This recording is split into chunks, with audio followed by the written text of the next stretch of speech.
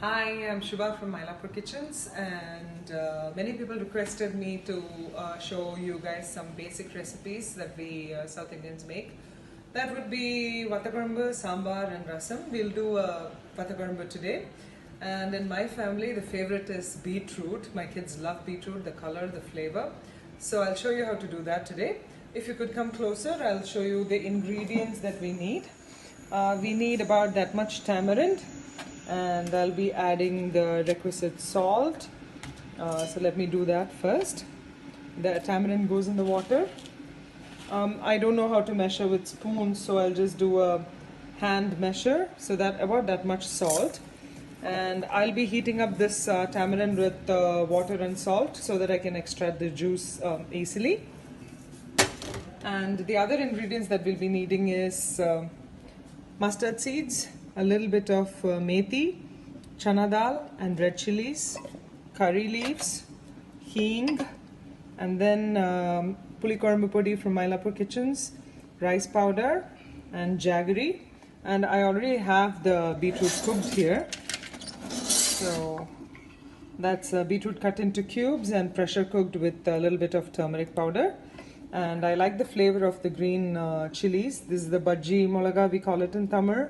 I'm not sure what the Hindi name or English name is. It's a long green, not spicy one, but it adds a very good flavor. I have the tamarind boiling now. You can also see the salt. I'll let this boil for about 5 minutes and I'll switch it off. Once it's cold, we are ready to make our korambu. Boil now.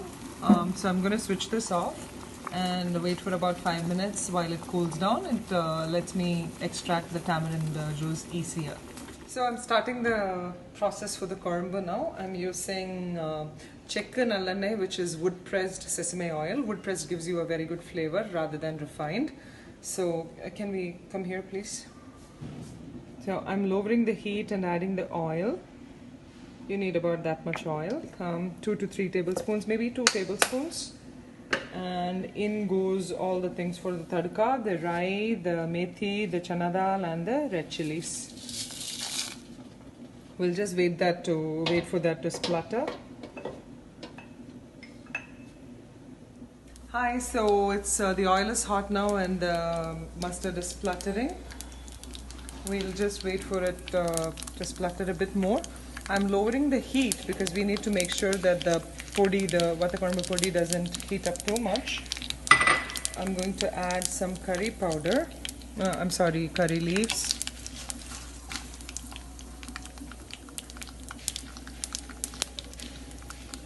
And let me talk about this stone cooking ware that I have, this kalchatti that we call it in Tamil. This is a very old one which I got from my grandmom's house, my dad's house. The curry leaves to the hot oil. I like the flavor of hing, so I add a little, a healthy dose of hing, and about 3 tablespoons of the korambu powder.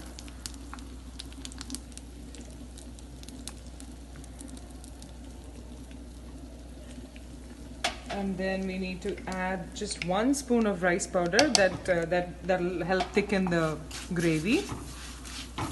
I have kept the heat low because I don't want to burn this, and give this a quick saute in the hot oil for a minute or so. Make sure the oil isn't too hot. The power podi will burn and the flavor will be lost, and it can't be raw as well. So that's something you have to pay attention to. Should be done. I'm adding the cooked beetroot along with the water into it now. And I'm going to increase the heat.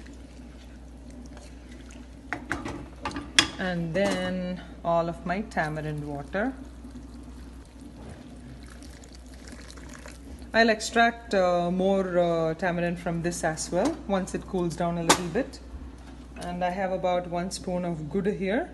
I'll add that as well.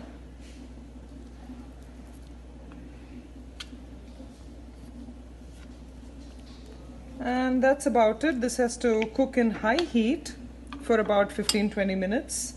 And once I add this also, in about 15 minutes, we'll come back to this and I'll show you the consistency that we have to stop it at.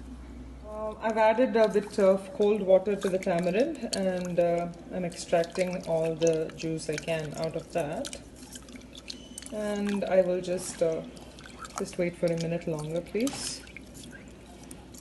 Yeah, I think I got it all. Now this goes into the korma as well. Try not to get any of the solid parts into that. Yep, we are all done. We just have to wait for it to boil and cook.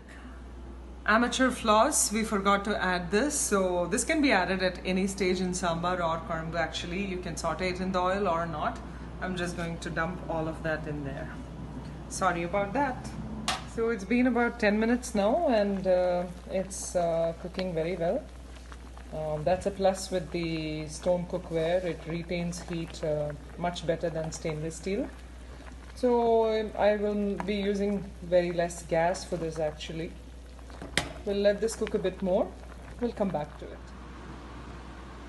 So we're done. This is the consistency that you have to switch it off at. And because the culture tea is very hot, it retains heat for another half an hour at least. I have switched it off. It'll be this hot till dinner. We also have the arbi roast from morning for dinner, and a freshly made mixed vegetable salad. So thank you for watching. Follow us and subscribe to our page, Ivory, Mylapore Kitchens, and me. Thank you so much. We'll be doing sambar and rasam and as well, and basic South Indian curries. So stay with us. Thank you.